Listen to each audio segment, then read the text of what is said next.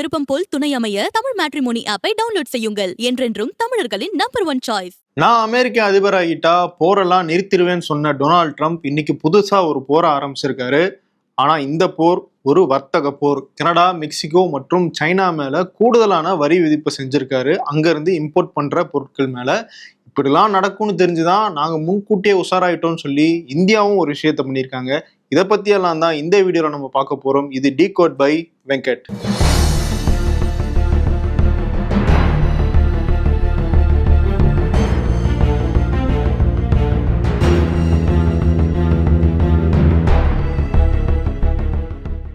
அது என்ன வர்த்தக போர்னு கேட்டீங்கன்னா, ஒரு நாட்டின் மேல ஆயுதங்களால தாக்குதல் நடத்தாம பொருளாதார ரீதியா தாக்குதல் நடத்துறது தான் வர்த்தக போர்னு நம்ம சொல்றோம்.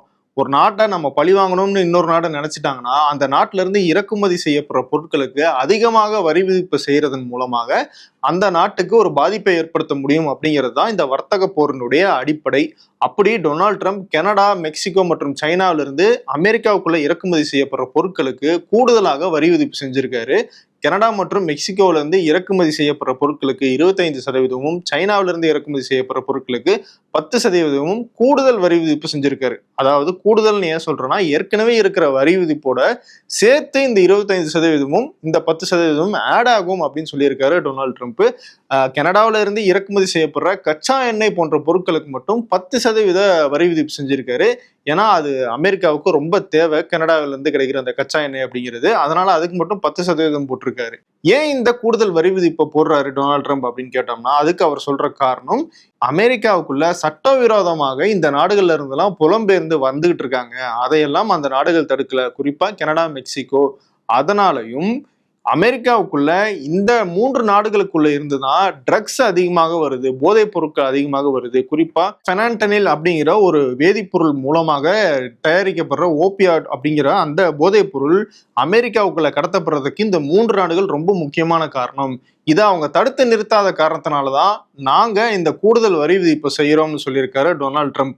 ஒருவேளை அமெரிக்காவினுடைய இந்த வரி விதிப்புக்கெல்லாம் அந்த நாடுகள் திரும்பி ஒரு வரி விதிப்பை அமெரிக்கா மேல சுமத்துனாங்கன்னா அதுக்கும் பதிலடி கொடுக்குற வகையில இந்த வரி விதிப்பை இன்னும் அதிகரிக்கிறதுக்கான வாய்ப்பு இருக்கு அப்படின்னு சொல்லி டொனால்ட் ட்ரம்ப் சொல்லியிருக்காரு. சரி, இந்த கூடுதல் வரி விதிப்பால கனடா, மெக்சிகோ, சைனாக்கு மட்டும்தான் பாதிப்பா, அமெரிக்காவுக்கு இல்லையா அப்படின்னு பார்த்தோம்னா அமெரிக்காவுக்கும் இருக்கு. அதை தான் டொனால்ட் ட்ரம்ப் சொல்றாரு. இந்த நடவடிக்கைகளால உங்களுக்கு கொஞ்சம் வலிக்கும், ஆனா அந்த வலியை பொறுத்துக்கங்க, அப்போதான் நம்மளால மீண்டும் அமெரிக்காவை கிரேட்டஸ்டாக ஆக்க முடியும் அப்படின்னு சொல்லியிருக்காரு டொனால்ட் ட்ரம்ப். ஏன் இந்த பெயின் வருது அப்படின்னு பார்த்தோம்னா, கனடா, மெக்சிகோ, சைனாவில இருந்து அமெரிக்கா இம்போர்ட் பண்ற, அதாவது இறக்குமதி செய்யற பொருட்களின் மதிப்பு மட்டும் 1.3 ட்ரில்லியன் அமெரிக்க டாலர்கள் சொல்றாங்க. அவ்வளவு தூரம் இம்போர்ட் பண்ணுது அமெரிக்கா இந்த நாடுகள்ல இருந்து. அது மட்டும் இல்ல, இப்ப கூடுதல் வரி விதிப்பு செஞ்சிருக்கிறது மூலமாக ஆவரேஜா ஒரு அமெரிக்கருக்கு வருஷத்துக்கு $1200 அளவுக்கு வாங்கும் திறன் குறையுது அப்படின்னு சொல்லிட்டு அமெரிக்காவில் இருக்கிற முக்கியமான அமைப்புகளே சொல்லியிருக்காங்க. இது எல்லாம் அந்த கன்சம்ஷனை குறைஞ்சு விலைவாசி உயர்வுக்கு ஒரு முக்கியமான காரணமா அமைஞ்சிரும். இது அமெரிக்கர்கள் தலையில விடிகிற ஒரு பிரச்சனையாக மாறும் அப்படின்னு சொல்லிட்டு அமெரிக்காவில் இருக்கிற சில ஊழியர் சங்கங்கள் இதுக்கு எதிர்ப்பு தெரிவிச்சிருக்காங்க. ட்ரம்பினுடைய இந்த வரி விதிப்புனால 2 நாடுகளுக்குமே பெரிய பாதிப்பு இருக்கு. குறிப்பா ஆட்டோமொபைல், எலக்ட்ரானிக்ஸ் போன்ற செக்மெண்ட்ல அதிகமான பாதிப்பு இருக்கும் அப்படின்னு எதிர்பார்க்கப்படுது. அது மட்டும் இல்ல, கச்சா எண்ணெய் ரொம்ப முக்கியமான தாக்கத்தை ஏற்படுத்தும். அமெரிக்காவினுடைய கச்சா எண்ணெய் தேவையை 60% பூர்த்தி பண்ணிக்கிட்டு இருக்கிறது கனடா தான். அப்படி இருக்கும்போது அந்த கச்சா எண்ணெயில கூடுதலாக 10% வரியை விதிச்சிருக்கிறதுனால அமெரிக்காவில் இருக்கிற பெட்ரோல், டீசல் விலையெல்லாம் அதிகரிக்கிறதுக்கான வாய்ப்பு ரொம்பவே அதிகம். அதனுடைய தாக்கம் மக்கள் மேல டைரக்டா கடத்தப்படும் அப்படிங்கிறதுனால இது ஒரு சீரியஸான பிரச்சனைன்னு சொல்லி உள்நாட்டிலேயே ட்ரம்பினுடைய இந்த முடிவுக்கு எதிராக குரல்கள் எழுந்திருக்கு. அமெரிக்காவில இருந்து இறக்குமதி செய்யப்படுற பொருட்களுக்கு கனடா 25% வரி விதிச்சிருக்காங்க. மெக்சிகோவும் இனி வரி விதிக்க போறதா சொல்லியிருக்காங்க. அதனால அமெரிக்காவில இருந்து கனடாவுக்கோ மெக்சிகோவுக்கோ ஏற்றுமதி செய்யப்படுற விவசாயம் மற்றும் உணவு சார்ந்த பொருட்களை தயாரிக்கிற நிறுவனங்களும் இதுல பாதிக்கப்படும் அப்படின்னு சொல்றாங்க. இன்னொரு பக்கம் ரொம்ப முக்கியமான வாதம் வைக்கப்படுது. இவர் பாட்டுக்கு டாக்ஸை போட்டாரு, இப்போ அந்த நாடுகள்ல இருந்து கிடைக்க வேண்டிய பொருட்கள் எல்லாம் நம்ம அதிக விலை கொடுத்து வாங்க வேண்டிய நிலைமை ஏற்படும். இப்ப அதிக விலை கொடுத்து வாங்க வேண்டிய நிலைமை இல்லாம இதை எப்படி வாங்குறது அப்படிங்கிற ஒரு வழியையாவது டொனால்ட் ட்ரம்ப் சொல்லியிருக்கலாம். உதாரணத்துக்கு, இந்த பொருட்கள் எல்லாம் வேற ஏதாவது வட அமெரிக்க நாடுகள் கிட்ட இருந்து நீங்க வரி இல்லாம வாங்கிக்கலாம், அப்படிங்கிற ஒரு உத்தரவையும் சேர்த்து அவர் கொடுத்திருந்தாருன்னா இந்த விலைவாசி உயர்வுல இருந்து அமெரிக்க மக்கள் தப்பிக்கிறதுக்கான ஒரு வாய்ப்பு கிடைச்சிருக்கும். ஆனா அதையும் இவர் செய்யல அப்படிங்கிறதுனால மக்கள் தான் இதுல நேரடியாக அவதிப்பட போறாங்க அப்படிங்கிறாங்க. ட்ரம்ப் வச்ச முக்கியமான குற்றச்சாட்டு அமெரிக்காவுக்குள்ள போதைப் பொருட்கள் அதிகமாக கடத்தப்படுது அப்படின்றதுதான். அதுக்கு சைனா எப்படி ஹெல்ப் பண்ணுச்சு? கனடா, மெக்சிகோ அப்படிங்கிறது அமெரிக்காவோட எல்லையை பகிர்ந்துகிட்டு இருக்கிற பக்கத்து நாடுகள். அங்க இருந்து ட்ரக்ஸ் உள்ள கடத்தப்படுதுன்னா அதுல ஒரு நியாயம் இருக்கு. சைனாக்கு இதுல என்ன சம்பந்தம் அப்படின்னு கேட்டோம்னா, ஃபெனான்டினில் அப்படிங்கிற ஒரு முக்கியமான ஒரு வேதிப்பொருளை சைனா அதிக அளவுல ஏற்றுமதி செய்யறதாகவும் அதை கனடா மற்றும் மெக்சிகோல இருக்கிற ட்ரக் மாஃபியாக்கள் வாங்கி அதுல இருந்து ஓபியாய்டு அப்படின்னு சொல்ற அந்த போதைப் பொருளை உருவாக்கி அதை அமெரிக்காவுக்குள்ள கடத்துறாங்க அப்படிங்கிறது தான் டொனால்ட் ட்ரம்ப் வைக்கிற வாதமா இருக்கு. அதே நேரம் மெக்சிகோ அரசாங்கத்தின் மேல ரொம்ப தீவிரமான ஒரு குற்றச்சாட்டையே வச்சிருக்காரு. மெக்சிகோல இயங்கிட்டு இருக்கிற போதைப் பொருள் கடத்தல் குழுக்களோட அரசாங்கமே சேர்ந்து இயங்கிட்டு இருக்கு அப்படிங்கிற ஒரு குற்றச்சாட்டை வச்சிருக்காரு. இதற்கு மெக்சிகோ கடுமையான எதிர்வினையாற்றிருக்காங்க. மெக்சிகோனுடைய அதிபர் கிளவுடியா ஷெயின்பாம் அவங்க இதுக்கு பதிலடி கொடுத்திருக்காங்க. நாங்க ஒன்றும் போதைப் பொருள் கும்பலோட தொடர்புல இல்ல, அப்படி ஒரு அலையன்ஸ் இருக்கு அப்படின்னு பார்த்தோம்னா அது அமெரிக்காவில தான் இருக்கு. அது மட்டும் இல்லாம அமெரிக்காவினுடைய தெருக்கள்லயே போதைப் பொருட்கள் அவ்வளவு தூரம் விற்கப்பட்டுக்கிட்டு இருக்கு. அதை தடுக்கிறதுக்கான வழியை நீங்க பாருங்க, அதை விட்டுட்டு எங்களை குற்றச்சாட்டு சொல்லாதீங்க அப்படின்னு சொல்லியிருக்காங்க. அமெரிக்காவுக்கு பதிலடி கொடுக்கிற வகையில நாங்களும் அமெரிக்காவில இருந்து இறக்குமதி செய்யப்படுற பொருட்கள் மேல கூடுதல் வரி விதிப்பு செய்ய இருக்கிறோம்னு சொல்லிட்டு கிளவுடியா சொல்லியிருக்காங்க. இன்னொரு பக்கம் கனடா பிரதமர் ஜஸ்டின் ட்ரூடே அவருமே ஒரு எதிர்வினை ஆற்றிருக்காரு. நாங்க அமெரிக்காவில இருந்து இறக்குமதி செய்யற பொருட்களுக்கு 25% வரி விதிப்பு செஞ்சிருக்கோம். முதல்ல 30 பில்லியன் மதிப்பிலான பொருட்களுக்கு போடுவோம், அதுக்கப்புறம் ஸ்டேஜ் பை ஸ்டேஜாக எல்லா பொருட்களுக்கும் இந்த வரி விதிப்பை எக்ஸ்டெண்ட் பண்ணுவோம் அப்படின்னு சொல்லியிருக்காரு. அமெரிக்காவில இருந்து கனடாவுக்கு இறக்குமதி செய்யப்படுற பொருட்களுடைய மதிப்பு மட்டும் 106 பில்லியன் அமெரிக்க டாலர்கள். அப்படி இருக்கும்போது அந்த மொத்த தொகைக்குமே கூடுதல் வரி விதிப்பு செய்ய இருக்கிறாங்க கனடா. இன்னொரு பக்கம் சைனா தங்கள் மேல வச்ச குற்றச்சாட்டை கடுமையாக எதிர்த்திருக்காங்க. அவங்க பதிலுக்கு நாங்க வரி விதிப்பு செய்ய போறோம் அப்படிங்கிற மாதிரியான விஷயங்கள் எல்லாம் சொல்லல. ஆனா வேர்ல்டு ட்ரேட் ஆர்கனைசேஷன் அங்க போய் நாங்க ஒரு முறையீடு செய்ய இருக்கிறோம், எங்கள் உரிமை இதுல பாதிக்கப்படுது, அதனால அங்க நாங்க அவங்கள சட்டப்படி சந்திச்சுக்கிறோம் அப்படின்னு சொல்லி சைனா சொல்லியிருக்காங்க. குறிப்பா இந்த ஃபென்டனில் அப்படிங்கிற ட்ரக் சைனால இருந்தா அதிகமா அமெரிக்காவுக்குள்ள வருது அப்படின்னு சொல்றாங்க இல்லையா, அந்த ட்ரக்கை சட்டவிரோதமாக சைனாவில மேனுஃபேக்சர் பண்ணிட்டு இருக்காங்க. அதை தடுக்கிறதுக்கான நடவடிக்கைகள்ல சைனாவும் அமெரிக்காவும் 2023 பைடன் அரசாங்கத்தோட ஒரு ஒப்பந்தத்துல ஈடுபட்டாங்க. அதன் அடிப்படையில சைனா தொடர்ந்து அந்த ட்ரக்ஸை உற்பத்தி செய்யறவங்கள தடுத்து நிறுத்திக்கிட்டு தான் இருக்காங்க. அந்த எண்ணிக்கை ரொம்ப அளவு குறைஞ்சிருக்கு. ஒட்டுமொத்தமாக இந்த வரி விதிப்பு அப்படிங்கிறது ட்ரம்ப் சொல்ற முக்கியமான காரணமான சட்டவிரோதமாக அமெரிக்காவுக்குள்ள புலம்பெயர்ந்து வரவங்களை தடுக்கிறதுக்காகவோ இல்ல சட்டவிரோதமாக அமெரிக்காவுக்குள்ள கடத்தப்படுற அந்த போதைப் பொருட்களை தடுக்கிறதுக்காகவோ எப்படி உதவும் அப்படிங்கிறது எவிடென்ஷியலாக எதுவுமே நமக்கு தெரியல. சரி, இருந்தாலும் டொனால்ட் ட்ரம்ப் ஏன் இந்த வரி விதிப்பு செய்யறாரு? ஏற்கனவே 2 காரணங்கள் சொன்னோம், அதை நம்ம ஓரமா வச்சிடலாம். ஆனா மறைமுகமாக சில காரணங்கள் இருக்கு அப்படின்னு சொல்றாங்க சர்வதேச அரசியல் பார்வையாளர்கள். இந்த வரி விதிப்பினால டொனால்ட் ட்ரம்ப் சொன்ன 2 காரணங்கள், அதாவது 1 சட்டவிரோதமாக அமெரிக்காவுக்குள்ள புலம்பெயர்ந்து வரவங்க, 2வது அமெரிக்காவுக்குள்ள கடத்தப்படுற போதைப் பொருட்கள். இது 2யுமே இது எப்படி தடுக்க போகுது அப்படிங்கிறது எவிடென்ஷியலா நமக்கு தெரியவே இல்லை. இருந்தாலும் ட்ரம்ப் ஏன் இந்த வரி விதிப்பை செஞ்சாரு அப்படிங்கிற ஒரு கேள்வி நமக்கு வருது. அவர் ஏற்கனவே சொன்ன அந்த 2 காரணங்களை ஓரமா வச்சிருங்க. அது இல்லாம மறைமுகமாக பல காரணங்கள் இருக்கு அப்படின்னு சொல்றாங்க சர்வதேச அரசியல் பார்வையாளர்கள். முதல் விஷயம் ட்ரேட் டெபிசிட், அதாவது வர்த்தக பற்றாக்குறை. டொனால்ட் ட்ரம்ப் இதுக்கு முன்னாடி அதிபராக இருந்தப்போ USMCA அப்படிங்கிற ஒரு ஒப்பந்தம் அமெரிக்கா, மெக்சிகோ, கனடாக்கு இடையில கையெழுத்தாகப்பட்டுச்சு. அந்த வர்த்தக ஒப்பந்தத்தின் அடிப்படையில இந்த 3 நாடுகளுக்கு இடையிலான வர்த்தகம் அப்படிங்கிறது ரொம்ப வேகமா வளர ஆரம்பிச்சது. கனடாவும் மெக்சிகோவும் இதுல பெரிய அளவுல பலனடைஞ்சாங்க.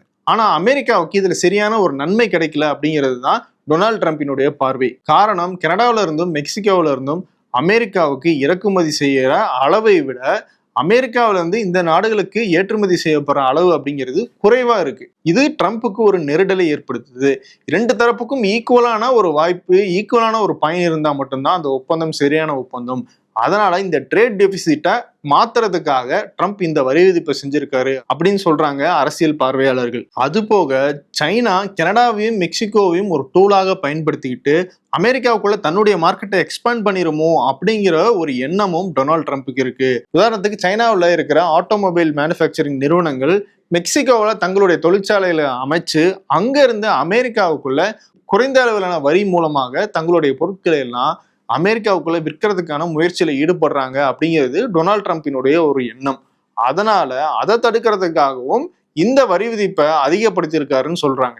இதையெல்லாம் தாண்டி எதுக்கு இவ்வளவு பொருட்களை நீங்க இறக்குமதி செய்றீங்க, அந்த பொருட்களை எல்லாம் அமெரிக்காவுக்குள்ளேயே நீங்க தயாரிக்கணும் அப்படிங்கிறத வலியுறுத்துற வகையிலையும் டொனால்ட் ட்ரம்ப் இதை செஞ்சிருக்கிறதாகவும் சொல்றாங்க. டொனால்ட் ட்ரம்ப் நான் அதிகமாக வரி விதிப்பு செய்ய போறேன், இந்த ட்ரேட் வார் ஆரம்பிக்க போறேன் அப்படின்னு சொல்லிட்டு அவர் ஆட்சிக்கு வரதுக்கு முன்னாடியே சொல்லிட்டு இருந்தாரு. அப்படி இந்தியாவுக்கும் அதுல ஒரு அச்சுறுத்தல் இருந்துச்சு. ஏன்னா இந்தியா பிரிக்ஸ் கூட்டமைப்புல இருக்கு. பிரிக்ஸ் டாலரை தவிர்த்து வேற ஒரு கரன்சியை தங்களுடைய காமன் கரன்சியா பயன்படுத்தலாம் அப்படிங்கிற பேச்சுவார்த்தையெல்லாம் இருந்துச்சு. அதனால பிரிக்ஸ் கூட்டமைப்புல இருக்கிற நாடுகள் மேல 100% வரி விதிப்பை நான் செய்வேன் அப்படின்னு சொல்லி ஒரு எச்சரிக்கை கொடுத்திருந்தாரு. அந்த அடிப்படையில இந்தியாவும் நமக்கு ஏதாவது பாதிப்பு வந்துருமோ அப்படிங்கிறத யோசிச்சு இந்த பட்ஜெட்ல ஒரு விஷயத்த செஞ்சிருக்காங்க. பிப்ரவரி 1 நிதியமைச்சர் நிர்மலா சீதாராமன் தாக்கல் பண்ண பட்ஜெட்ல வெளிநாடுகள்ல இருந்து இறக்குமதி செய்யப்படுற ஹை எண்ட் 2 வீலர்களுக்கான சுங்க வரியை கம்மி பண்ணாங்க. இதன் மூலமாக அமெரிக்காவில இருந்து இறக்குமதி செய்யப்படுற ஹார்லி டேவிட்சன் போன்ற பைக் நிறுவனங்களுக்கு இதுல ஒரு பெரிய பயன் கிடைக்கும் அப்படின்னு சொல்லப்படுது. அந்த அமெரிக்கான்னு மட்டும் கிடையாது, பல்வேறு நாடுகள்ல இருந்து இறக்குமதி செய்யப்படுற பைக்குகளுக்கும் இது பொருந்தும். ஆனா இதுல அமெரிக்காவுக்கும் ஒரு பயனை ஏற்படுத்துறதுக்கான வாய்ப்பு இருக்கு அப்படிங்கிறத நம்ம கவனிக்கணும். 2வது, சொகுசு கார்களினுடைய இறக்குமதிக்கும் சுங்கவரியை கம்மி பண்ணியிருக்காங்க. ஸோ இதன் மூலமாகவும் அமெரிக்காவில இருந்து இறக்குமதி செய்யப்படுற முக்கியமான கார்களுக்கு ஒரு பெனிஃபிட் கிடைக்க வாய்ப்பு இருக்கு. அதோட சேர்த்து லித்தியம் அயான் பேட்டரிஸ், இந்த பேட்டரிஸை வச்சுதான் எலக்ட்ரிக் வெஹிக்கிள்ஸ் எல்லாம் இப்போ மேனுஃபேக்சர் பண்ணிட்டு இருக்காங்க. அந்த பேட்டரிஸை இந்தியாவில் உருவாக்குறதுக்கு வெளிநாடுகள்ல இருந்து மூலப்பொருட்களை இறக்குமதி பண்ணாங்கன்னா அதுக்கும் அந்த கேபிட்டல் கூட்ஸ் டாக்ஸை முற்றிலுமாக ரத்து பண்ணியிருக்காங்க.